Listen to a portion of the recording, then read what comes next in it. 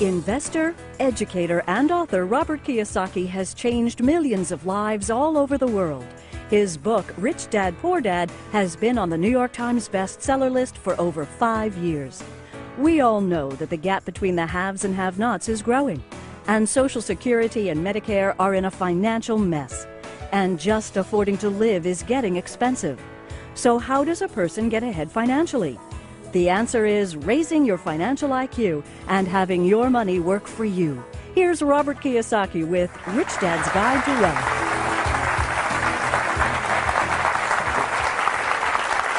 Thank you. You're very kind, thank you.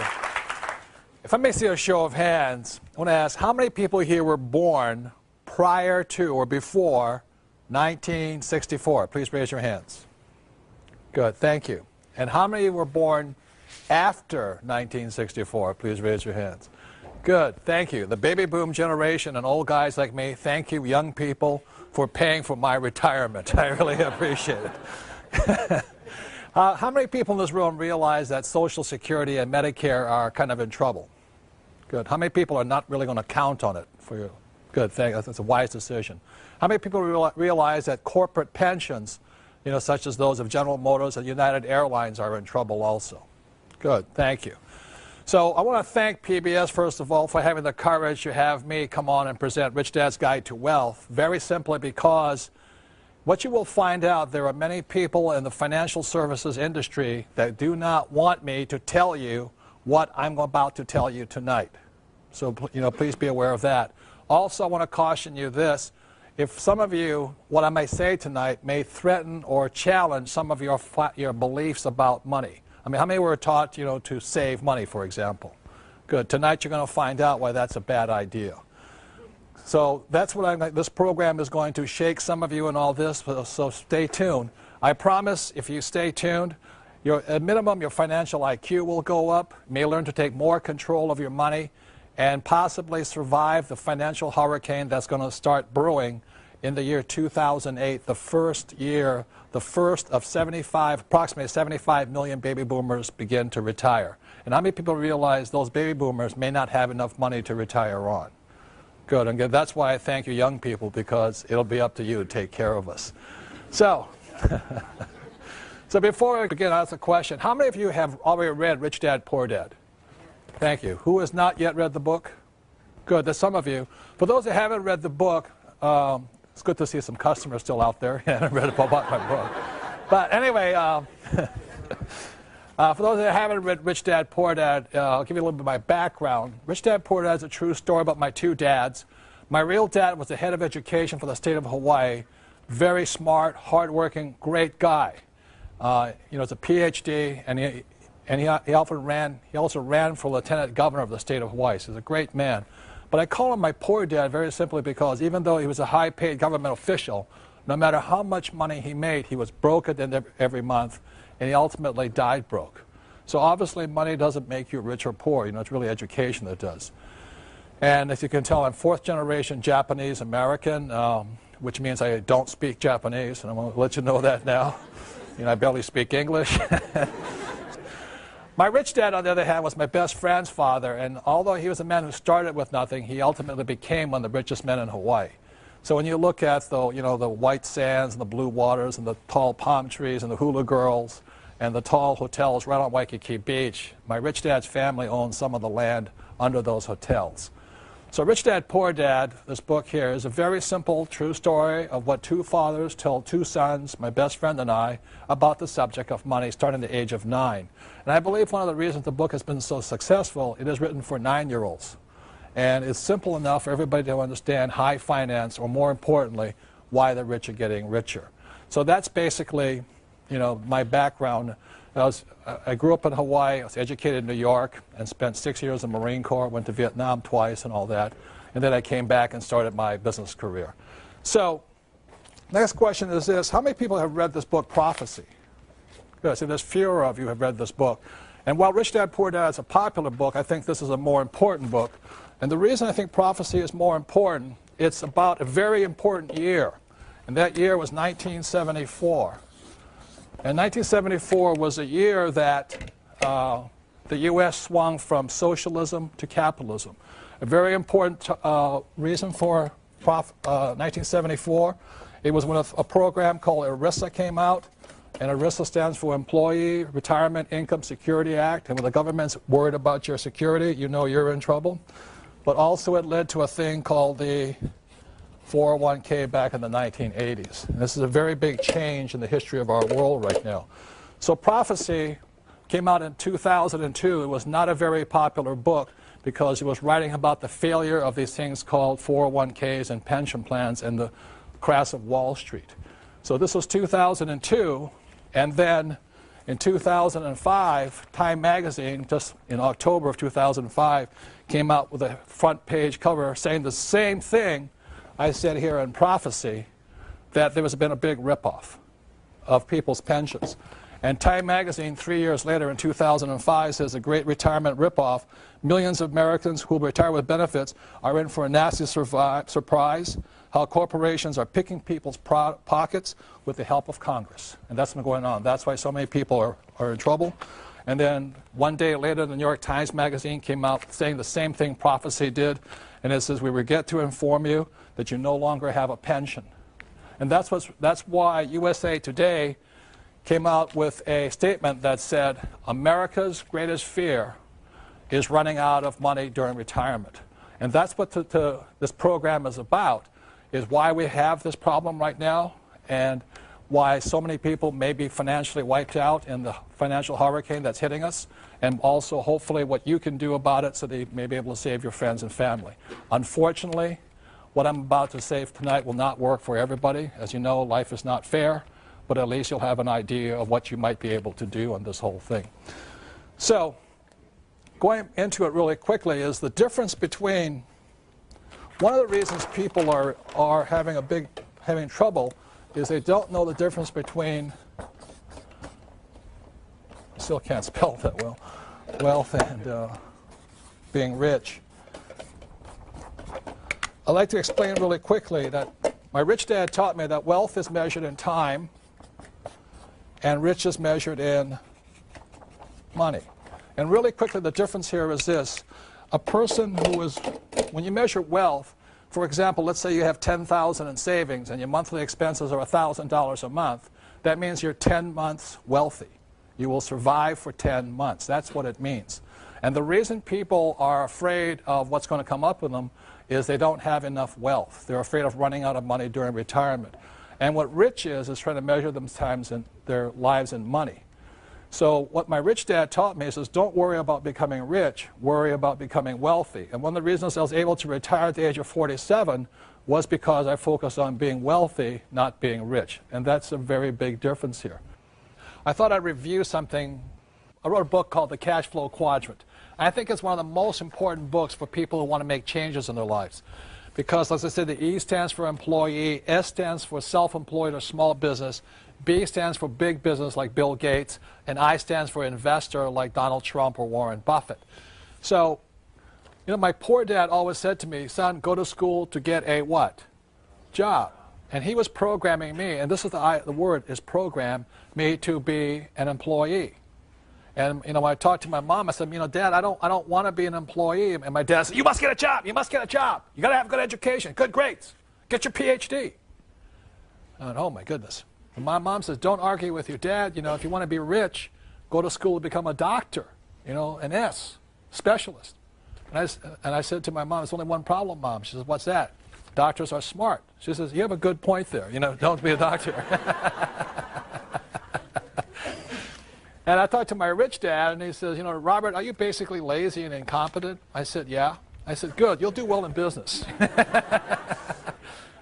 And so this here is having other people work for you, like my advisors and things like that, and this is having money work for me. And they're very different educational paths. Another thing my rich dad says, again, going to words or vocabularies, employees always say the same words, whether they're the janitor or the president of the company or the CEO, employees all say the same word.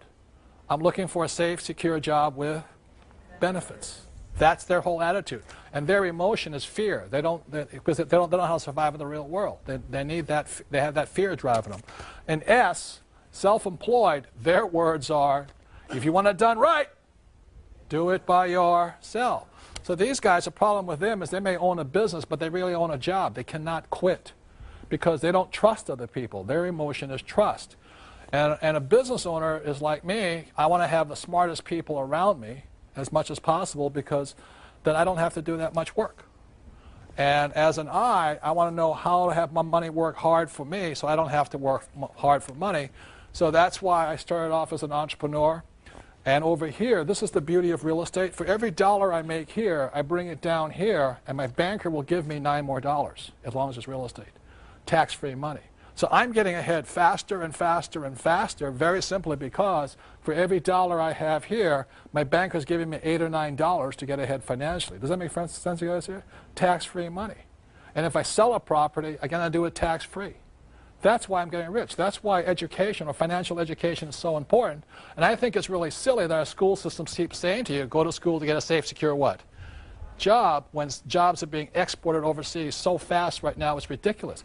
I mean, I think it was J.P. Morgan. They just exported another 4,700 jobs, and these are smart guys with MBAs and all. They exported it to India. So that's what's happening in the world.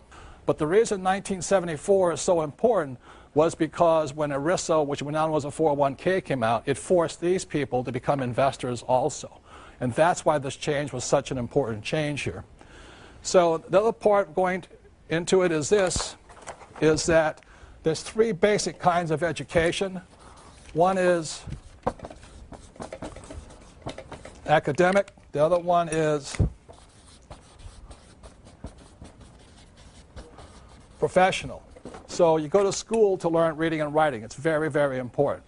I didn't do very well here, but I did graduate. And then professional is when you become a doctor or a lawyer or something like that. And those are very important. But what I'm saying here is this. In this world, there's three types of education that's essential. I'm not saying these are not important. I'm saying they're not enough today. You need more. And the third type of education is education that's called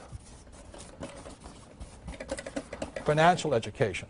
So what this program is about is not so much about these. I said these are very important, but so is this one right now. And I've never understood why our school systems don't teach us anything about money. You ever wonder that yourself? Why? Because rich or poor, smart or not so smart, we're all going to use money. And it's because our school systems don't teach us much about money. That's the reason so many people are having problems today financially. And so I'm not blaming Wall Street or people who are financial advisors. I'm blaming our education system for not keeping up with the changes in time. So what happens because we don't have much financial education at school, we actually learn it from our families. So what happens with poor people is, you can look on the screen over here on the plasma, the poor people tell their kids that the government's going to take care of you. You should count on Social Security, and you should count on Medicare and things like this. What the middle class tells their kids is that they should have a good education, get a good high-paying job, a house, and a pension. What they are passive investors. A passive investor is somebody who turns their money over to somebody they hope and pray is an expert. The poor are non-investors. So the difference between a passive investor and an active investor, and what the rich teach their kids, what my rich dad taught me, was that I should be an entrepreneur like Bill Gates or Oprah, and I should be an active investor like Warren Buffett or Donald Trump and things like this. So in this program, what you'll be learning about is the difference between active investors and passive investors. A passive investor is a person always going around saying, I have $25,000. I have $25,000. What should I do with it? And the first thing I say, if I were you, I would keep your mouth shut, you know. Because if you go around telling people you have $25,000 and you're a moron, somebody will tell you what to do with that money, and they're going to tell you, give it to them. Does that make sense, you guys here? So that's what this program is about, is so that at least you can tell the difference between a good financial advisor and a bad one. Because if you don't know what you do with your money, somebody else does. So when we come back, I'll be teaching more about financial education and the secret words that can change your life. Thank you.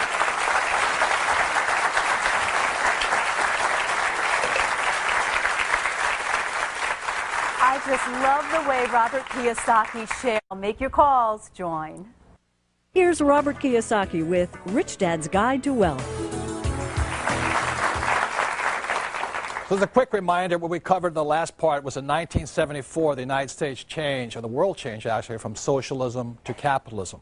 And the reason that's so important is because the world changed and shifted to a 401k or pension plans is because it forced many people who were E's and S's to become investors.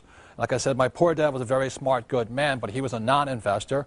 There's people who are passive investors, and that's what most people are. They go to their company, they just put in their 401k, and they hope and pray that person managing their money is smarter than they are. And the third type is the active investor. Now, if you're going to be an active investor, then you have to have financial education. And one of the keys to financial education, a lot of people say, well, it takes money to make money. How many people have ever heard that statement?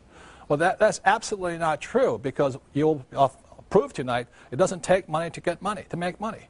What it begins with is a thing called words or vocabulary. The English language has approximately 2 million words in it. And each of us as individuals, they estimate, has command of about 5,000 words. So one of the ways to start increasing your wealth and your financial ability is change your vocabulary. And one of the reasons my poor dad was poor, as a good man, he had the vocabulary of a school teacher. You know, he thought gerunds and prepositions were really important. But I've never made $1 off a gerund or a preposition yet that I know of, you know. I need the difference between EBITDA, PEs, ROIs, IRRs. That's what makes me rich. So just know that words make you rich, and I'm going to be going into right now the basis of financial education is words. And this here is a thing called a financial statement. As my rich dad often said to me, you know, this is your report card when you grow up. When you leave school, as my rich dad said, his banker has never, ever asked to see his report card yet. You know, a banker never said, say, Robert, can you tell me what college you went to? Are you an A student? Are you a B student? They never ask that. If you're a professional investor, they will ask you for something called a financial statement. If you're a non-investor or a passive investor, like a 401k, they'll ask you for a credit report. So to begin becoming rich, you must have one of these. I mean, it's a must. These people have credit reports. These people have financial statements. There's very, very big differences here. So let's begin with words here. And one of the biggest words that people have mistaken on the wrong definition for are these words here, assets and liabilities. How many people have ever heard people say, my house is an asset? Good. That's using the wrong definition. That's the problem. So I'll give you the definition my rich dad gave me. You won't find this in the regular dictionary because it's a very simple definition, because this is the guide to wealth. A definition of an asset is something that puts money in your pocket whether you work or not. That's very simply it. Okay? So when you look at this financial statement, this is income statement and balance sheet, and there's one more form that I'm not an accountant, but basic accountancy requires. It's called the statement of cash flow. And what that shows you here is this. Assets are putting money in your pocket. So for example, I have a house, and every month, let's say I collect $100 from after paying all my expenses, the house is an asset. But if the house goes unrented, and every month is now costing me money, that same house is a what? Liability. So this is the cash flow pattern of a liability. So when a person says their house is an asset, I then ask them, I say, is that house putting money in your pocket? They say, oh, no, but it's gone up in value. That shows lack of financial intelligence or financial IQ, okay? I'm not saying don't buy a big house. I'm not saying any of that stuff. I'm just saying don't call a liability a what? Asset. And that's the problem, is using the wrong word for the wrong thing here. Or I could have a car. If I use a car as a taxi and every month it put $1,000 in my pocket, it's an asset. But I have my BMW here and it's costing me $1,000 a month, it's a liability. So that's very simply it. So don't call asset or liabilities assets, and that's where people get in trouble. The next thing, like I said, my banker has never asked me for my report card yet, and my banker, if I'm going to borrow a lot of money from them, they want to see my financials. And what a banker is looking for is your financial IQ. They don't care how your academic IQ. They want to see how smart you are with money. And it's not that I wear nice clothes and have a nice watch and have a nice house and a nice car. A banker doesn't care, because how many people know people who are looking good but are flat broke? You know what I'm talking about here? So, and that's the big problem here. So when a banker looks at this thing, the banker is looking again at cash flow. So when a banker looks at this, let's say the person has a job, the money comes in and the money goes out. They look at that, that's a cash flow pattern of a poor person. If they don't change their pattern, they'll be poor. It is not how much money you make. It is how much money you spend is the issue here. For example, I have a doctor friend. He makes about $400,000 a year. He's very proud. He has no debts. You know, he's one of those people that think that debt's bad, and that's really moronic. But anyway, so but he makes $400,000 and he spends $400,000. So even though he makes a lot of money, he has a cash flow pattern of a what? Poor person. What the middle class generally tend to do is the first thing they want to do is have a big house, and they have a thing called a mortgage. And the different definition of mortgage comes from the French word mortier, which means death. That's what it means, you know.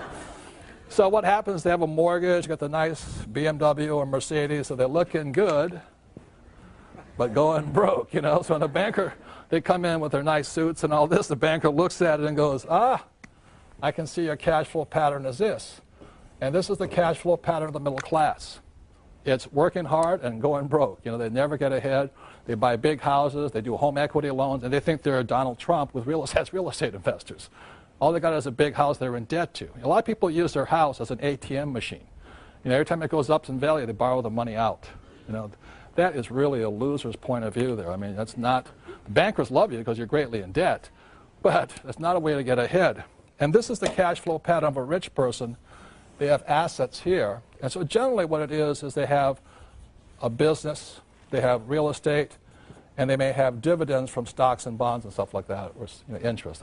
So those are assets. So oftentimes I ask people, think about it this way. If you stop working today, let's say you're married, you have a spouse, if you stop working today, how much money keeps coming in your pocket? And how much money keeps going out? All the things that are taking money out of your pocket are what? Liabilities. And anything putting money in your pocket is an asset. So the reason my wife and I could retire is very simply we have money going like this. This means we're wealthy. You know, we don't have much in savings and all that, but every month it's hundreds of thousands of dollars going like this. And that's how you get wealthy. You know, just have assets that produce money every single month. When I did this program in Singapore, I asked people to raise their hand and say, would you mind telling me some of the assets you have? And this woman raised her hand. She says, yes. She says, my best asset is my husband. And I said, ma'am, I'm talking about non-human, inanimate objects. She says, that's him. You know? But he makes lots of money for me. You know? I'm not talking about human beings. Slavery has been abolished for a while here and all this.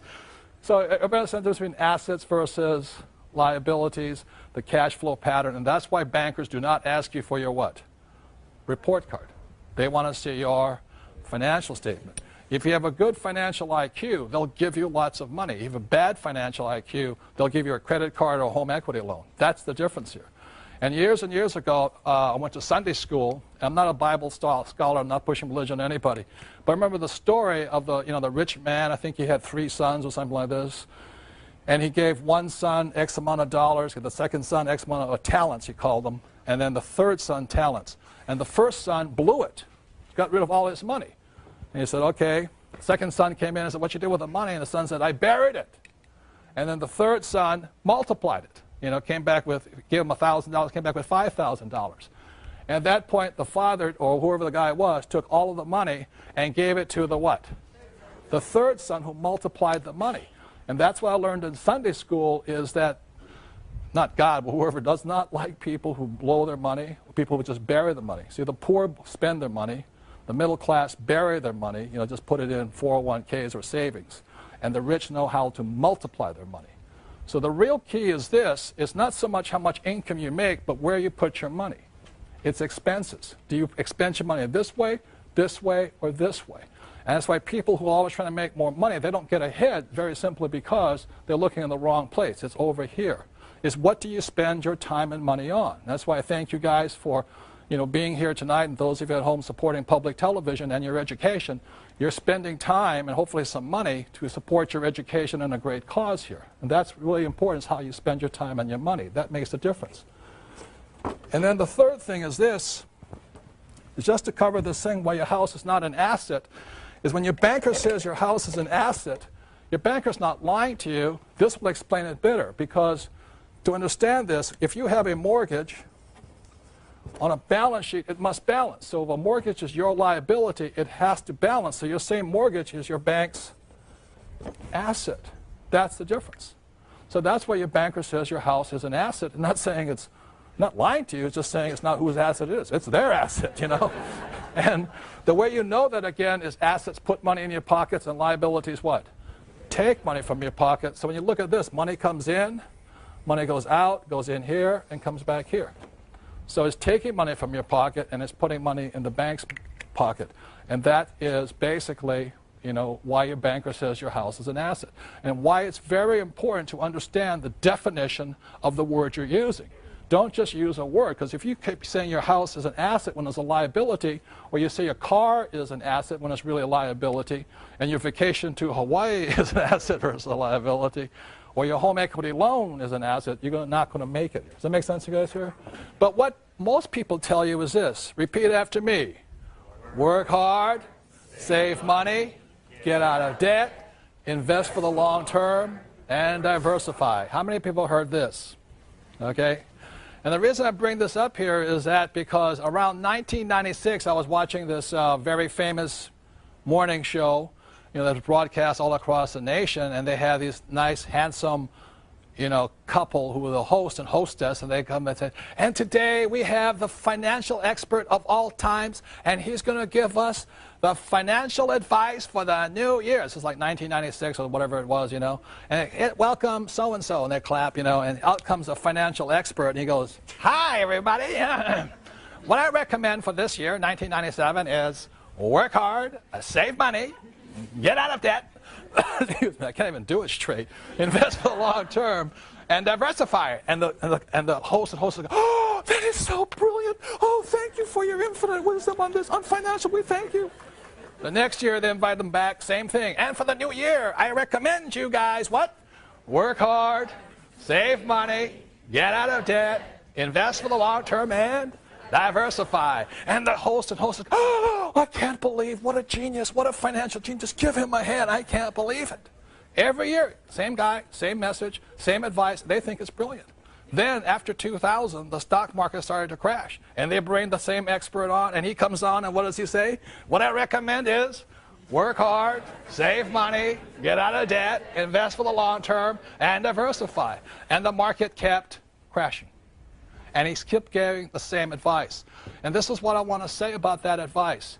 Between the year 2000 and 2004, millions of small investors lost an estimated $7 to $9 trillion. At the same time, Wall Street paid some of its biggest bonuses out. And this is the advice they were giving people here. I want to say to you, this advice used to work. It doesn't work today. I'm not saying it's bad advice. I'm just saying it used to work. After 1974, it started to change. And what I'm going to be going into is how that change came about and why people are getting in trouble following this advice, especially this one here. Because you're going to find out the most risky of all investments are savings, stocks, bonds, and mutual funds. They are the riskiest of all investments. But most people think they're safe. And that's what you'll find out, and that's why I thank public television for allowing me to say what I'm going to say, because there's many people, as I said, in organizations who do not want me to tell you what I'm about to tell you, and all the little people they hire who are financial experts, but they're not really financial experts. Do you realize most of financial experts are not I's, they're really E's and S's. They're salespeople. And I'll be going into some of those differences. Okay? So I know I'm an investor very simply because I live by my income on my investments. I don't live by my commissions. And there's a very big difference there. So going into it, the reason work hard is obsolete advice is because in 1943, the U.S. government punished anybody who was an employee. After 1943 was a thing called the Current Tax Payment Act. At that point, anybody who was an employee, the government got paid first. How many of you ever opened up your paycheck and gone, what happened to my money? That was 1943. So the problem with being an employee and working hard is the more you work and the more money you make, you go up in tax brackets. So you don't get ahead. These guys here are taxed heavily. These guys have all the tax loopholes. That's why I can make a lot of money and pay zero taxes legally. The difference is I'm on this side here, but our school system teaches us to be this side.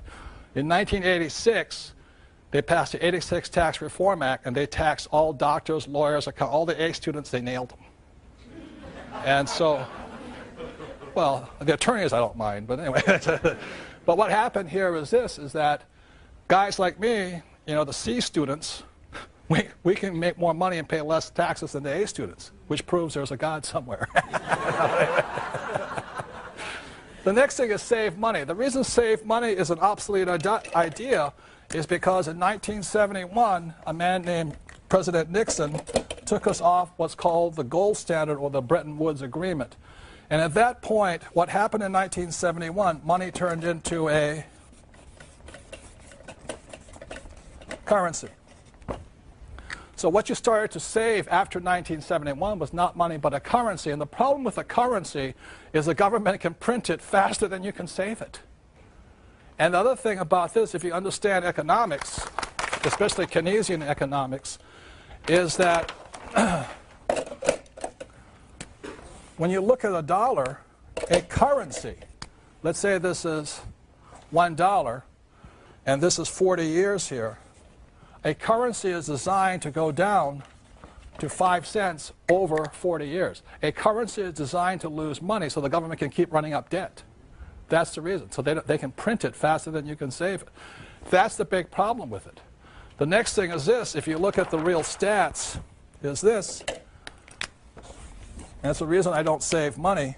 If you look at this in the last few years, like I said, 1995 to 2005, what's happened is the dollar has gone this way, and the way you know how much is lost is gold went from $250 up to $500 in the same time. That means your dollar lost 50%. It lost 50% of its buying power. And the banks are paying you 1% interest. Tell me that's smart to save money. That's why the debtors started to win, because what was happening is this was going up and all this. And the reason this happens is for one very big, well, this is not the only thing. It's not just gold, because I can hear the economist going, he doesn't know what he's talking about. Well, I'm not saying I'm an economist. I'm saying just look at the price of gold. It takes twice as many dollars to buy the same amount today. But not only that, my father's house, which he purchased in, I think, 1965 or something, he paid $50,000 for it. And today it's worth $1.5 million. It's the same house. So it means the purchasing power of the dollar went where? Down. The house didn't go up in value. Your dollar went down.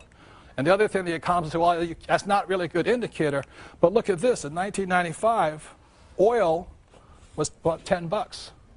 Today it's $60. So that means your dollar you need $6 more to purchase the same amount of oil. And then the economists say, well, oil doesn't affect inflation. I'm going, they want you to believe that investing is risky. How many people have heard investing is risky? Good. What this section is about of this program is how risk isn't anything but lack of control. The number one difference between an active investor and a passive investor is the subject of control. So what I'm going to show you tonight is how what I do as an active investor is I want control. If I have control, I don't have any what?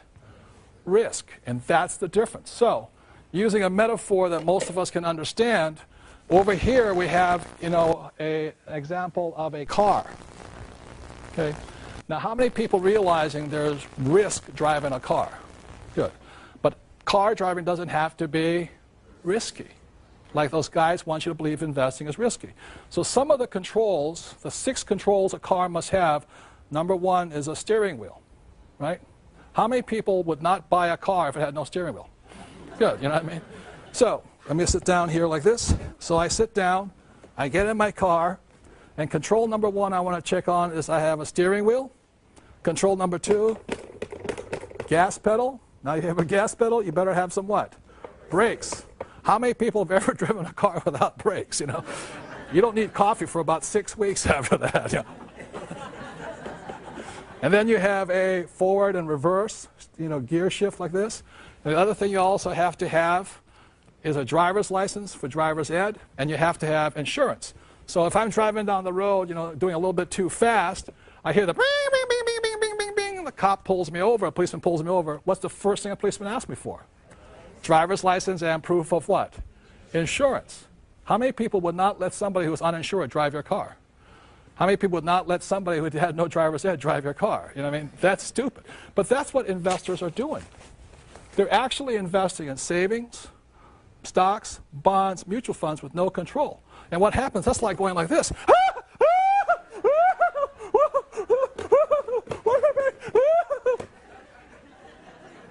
And that's why they think it's risky. Now, this is the worst part. Guess who else has no control? Your financial advisor. Your financial advisor. Diversify, diversify, diversify. Or what they do is this, is they go, I predict that, I predict this, I predict that. That's the kind of financial advice most people are getting. You know? That's risky. That's not what I do. I want control. So, let me help get out of this wreck right now. So when I'm as an investor, I want 6 controls too. If a car has 6 controls, I want 6 controls as an investor. Control number 1, you look on the screen over here, is I want control of my income. Control number 2, expenses. 3 is asset value. 4 is liability. 5 is I want financial education or management. And 6 is I want insurance.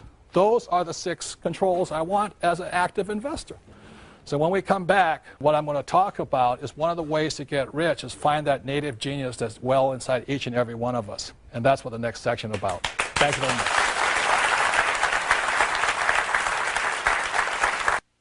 Here's Robert Kiyosaki with Rich Dad's Guide to Wealth. I'm going to get into a thing my rich dad talked about. It's called the game of money. And the reason we say it as a game is very simply because of this. And some of you may not be sports fans, but I love sports. In football, a game is consistent of 4 quarters. And so my rich dad said life is also, your financial life is in 4 quarters also. So if we can have it up here on the prompter, on the plasma, the game of money, we have a thing called the pregame show. Okay? And the next thing is we go into the first quarter. So age 25 is generally when most of us kind of get out of school and we sort of figure out what we're going to do. So age 25 to 35 is the first quarter. And the way we come up with this is 10 years is because our working life is generally 40 years long, 25 to 65, right? So the first quarter is 25 to 35. Then what happens, second quarter is 35 to 45. Got it? You know, things like this. And by then, you should be married, or if you want to be married, your career should be taking off, and you have a house, and a little bit in debt, and all this stuff. And then we go into halftime, you know. And at that point, sometimes in our lives, it's called midlife crisis, you know. We say, oh, my goodness, I'm not getting ahead, I'm not getting promoted, I'm not getting ready, and a panic sets in. And then we go into the third quarter, which is 45 to 55, okay? And then ages 55 to 65 is the fourth quarter. And if you haven't acquired enough wealth, like I talked about, that's between wealth and being rich. Wealth is very simply measured in time. So we have recurring income coming in for as long as you live here. So if you don't have enough recurring income from wealth, you go into what's called overtime. And overtime means that you may be on Social Security, or as my Japanese friend say it, oh, Social Security, you know, because it's so. Is that if you haven't quite got it yet, overtime means, would you like that supersized? Would you like a giant-sized Coca-Cola with it or stuff like this? And then you go into what's called out of time. And I think this is why people are terrified right now of running out of money during retirement, because when you're out of time, that oftentimes your body gives up and all this. And a lot of times what people say is that you spend your health gaining wealth. And in the last few years of your life, you spend your wealth trying to hang on to your health. And they say so many people, their fortunes get wiped out in the last 2 years of their lives if they don't have enough. And as I said, the biggest problem in America is not Social Security, it's Medicare. $64 trillion in debt right now. So so that's why I said I thank all of you who were born, after 1964, because you're going to be paying for all the old guys who are out of time, especially right now. Pre-game show, Paris Hilton was born, I think, with $300 million net worth. She won the game before she was born, How many people wish you were, born rich or all that kind of stuff? I always did, but I wasn't. So there are certain people who were born with a silver spoon in the mouth, and they were so fortunate. I wasn't. My wife, Kim, won her game in the first quarter of her life. She was about 35 years old when she retired. She had acquired enough wealth, enough passive income, that she never had to work again. So she won the game first quarter, and I was 47, so I won it just in the second quarter of my life. That meant I never had to work again. Not that I was rich, but I was wealthy. I had money coming in every month from my investments that I never had to work again. So then I took 2 years off, suffered my midlife crisis, and then came back. And when I was 50 years old, I wrote a book called Rich Dad, Poor Dad. And the thing took off and a whole new career opened up. And now I'm in the fourth quarter of my life, and thank God I don't have to worry about going into overtime or out of time. Because acquiring wealth is just fun for me. I love investing. It's not frightening. It's control. I have all that. Does that make sense to you guys here? It's just fun. So my question is to you right now is, what quarter are you in? How many people are in the first quarter? Okay. How many people second quarter? How many people third quarter? Fourth quarter? Nobody's raising their hand on that one. A couple of you. And I won't ask about overtime and out of time, but the question is this. Sometime, like it or not, every single one of us needs to win the game. Regardless of who you are, we need to win the game. If we don't, we go into this part over here. So with that, I want to bring up my sweetheart, my darling, my best friend. It's almost 20 years of marriage right now, and that's my sweetheart, Kim.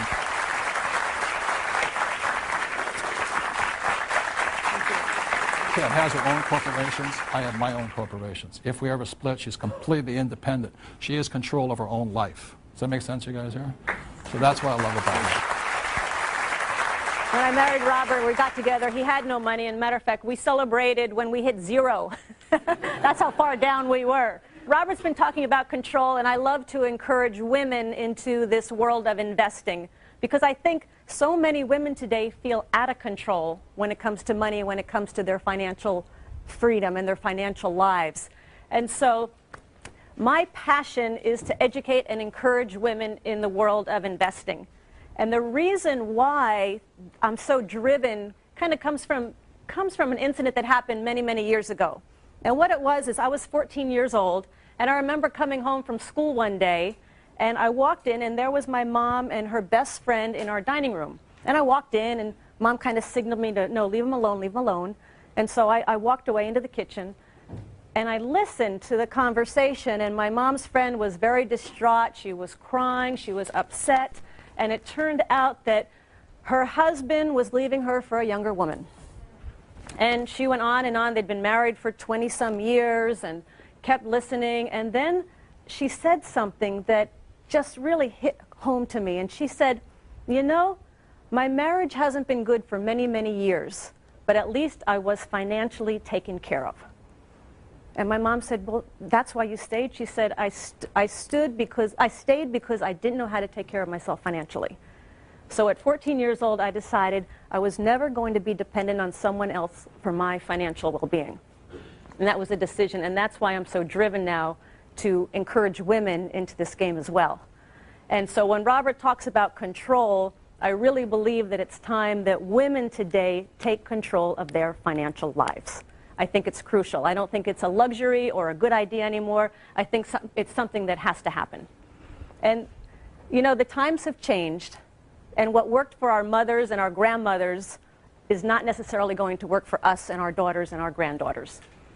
And I came across some startling statistics recently that show how much times have changed. For example, in the U.S., 47% of women over the age of 50 are single, meaning they are responsible for their financial well-being. And many of us have heard the divorce rate. 1 out of 2 marriages ends in divorce. So if she was depending on Prince Charming to take care of her, well, and who usually ends up with the children? The woman. So the woman is now responsible for herself and for her children. And the first year after a divorce, on average, a woman's standard of living dropped 73%. And for any of you that are concerned about your mothers or your grandmothers, of the elderly living in poverty, 3 out of 4 are women. But the amazing thing is 80% of those women were not poor when their husbands were alive. So what the statistics are telling me is that as women, especially as we get older, we have not been prepared, we have not been educated to take care of ourselves financially, and now is the time to do that. And it doesn't take a lot. It's really just through education, and that's why I'm so happy to be part of this program on PBS, because they're all about education. And to get started in this world of investing, it takes education. Start small, you know, make mistakes. You're going to make mistakes. Put a little money down. You'll be amazed at how smart you get when you put a little money down on an investment. Your education goes through the roof. So again, it's just about education. And just to let you know, it's not rocket science. You know, I don't have a special degree. It doesn't take any special type of formal training. When I started in investing, it was in 1989, and Robert came to me, said, "It's time you start investing." And I'm like, I don't even know what the word means. And so he started to teach me what his rich dad taught him about investing. And I went out, and I'm stumbling along trying to figure it out, and finally I came across this little 2-bedroom, 1-bath house in a place called Portland, Oregon. And I signed the papers, and I got the deal, and I'm doing all my due diligence now, and I'm checking it out to see if I'm going to do it or not. And I'll tell you, I was scared to death. What if the tenant moves out? What if the plumbing breaks? What if I lose money? What if? I was scared to death. And what happened is when it came time to close the papers, to sign the papers, my hand was shaking so bad they couldn't even make out my signature. But the other thing that happened is my fist was so tightly clenched around my $5,000 check that I had to part with that they thought they'd never get it. But I did that deal, and I went on to do the next deal, and I kept learning, and I kept learning as I went. And what it came down to is today I control millions of dollars worth of real estate and worth of property. But it all came down to, it started with a little education, and it started with that first step. So I just want to say, again, I so encourage women in this game of investing. It's not difficult. It takes some time. It takes some effort. It takes some education. But the freedom, for me, when I understood this game, my self-worth went up. My confidence went up. I knew for the first time that I could take care of myself. I didn't have to depend on Robert. I didn't need Robert. I wanted Robert, but I didn't need him. And that made a huge difference.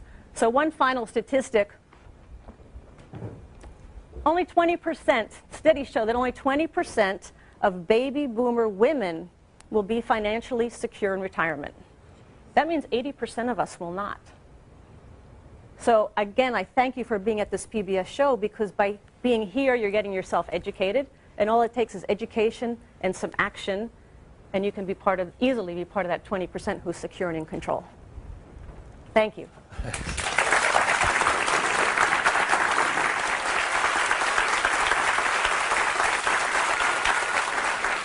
The last thing I want to talk about here is this, is that I realized as I studied education, it came across, I started studying education at a later time when I was about 38 years old, and I realized that each and every one of us was a genius, except in school.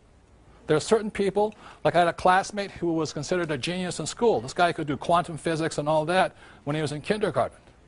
The trouble is he couldn't tie his shoelaces. How many people knew people like that?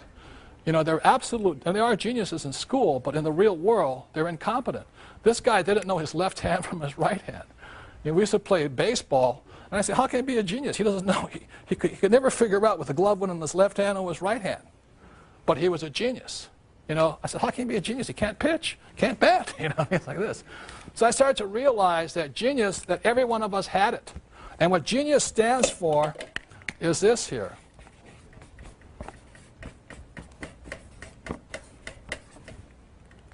The genie, the magic. And so what I say to this is this. You know, God created every animal on earth, every species, to have a special advantage. For instance, birds can fly, cheetahs run fast, and cockroaches, you can't kill them. You know? So if animals have special advantages, so does each and every one of us. For example, Tiger Woods is a genius in the environment called the golf course. Tiger Woods would not be a genius as a jockey. And he's just too big. I would definitely not be a jockey, you know what I mean, like this? And you look at Mick Jagger. He went to school to be an accountant, but he became a billionaire as a Rolling Stone. The thing I want to leave you with tonight, ladies and gentlemen, is have the courage to find that environment, like Tiger Woods on the golf course, Mick Jagger as a Rolling Stone, Oprah in front of television. Find that spot where your genius comes out. That's what intelligence is. My genius was crushed in school. I was labeled stupid and dyslexic and no attention and jumping around all the time. My genius did not come out in the corporate world. I do not like being told what to do and kissing you-know-what to get the corporate ladder. I do not do that stuff well. I do well on the streets. Does that make sense, you guys here? That's where my genius came out. And the other thing is that I flunked out of school twice because I could not write. And I do not read that well yet. But only, you know, no, it's true. I flunked when I was 15 and I flunked out when I was 17. And today I have one of the top 3 books in the history of the New York Times. I've been on the New York Times bestseller list for over 5 years now. Only 2 books have beat me. One of them is The Joy of Sex. That might take a while to beat. So when I flunked out of school, you know, and now I have a New York Times bestseller for 5 years, I'm still a lousy writer. People say, you can't write. I say, you sound like my English teacher. You know, I did graduate. I have a Bachelor of Science degree and all that. I went to a very prestigious school here in New York. But the point here is this. That's not, you have to find where your genius comes out. That makes sense, you guys here? And after I flunked out of school and then this book became, I was scarred for the longest time. I really thought I was stupid. It pained me. Here's my father, the superintendent of education, and his son's a moron. You know what I mean? It's all this. So what I'm thinking about, if those school teachers are still alive, I'm going to look them up on 1-800-SEARCH or something. I'm going to find their names. I'm going to mail them a copy of my book, page by page, say, here it is. But the point here is this. I didn't find what I was good at until I had the courage to find the environment where my genius came out. Does that make sense, you guys here? And I ask you to do that. Intelligence is don't do as you're told. Go where you know your genius can come out. It's not easy. Tiger Woods practices like a wild man to get his genius to come out. I practice I write like crazy. I'm not a good writer. Does that make sense, you guys here? It's not easy. If you think it's easy, this is not it. But you and every one of you at home, you need to find, or I recommend finding where your genius lies. What environment do you come the best in? Because if you look at this picture over here of this young boy, I think this is really it. You know, that's really what it is. Every child is born with a genius. I did not know when I was 9 years old playing Monopoly that I was seeing the future. When I played Monopoly, I saw that I could become a rich man. Whereas my poor dad kept saying, go back to school. So I'd like to leave you with this. Have the courage to find that environment. The magic lamp is your environment. Tiger Woods, golf course. Mick Jagger, Rolling Stone. Oprah, television. Have the courage to find that environment where you rub the magic lamp and your genius comes out. The most important thing is do what you know God gave you the best genius for. Thank you very much. I appreciate it.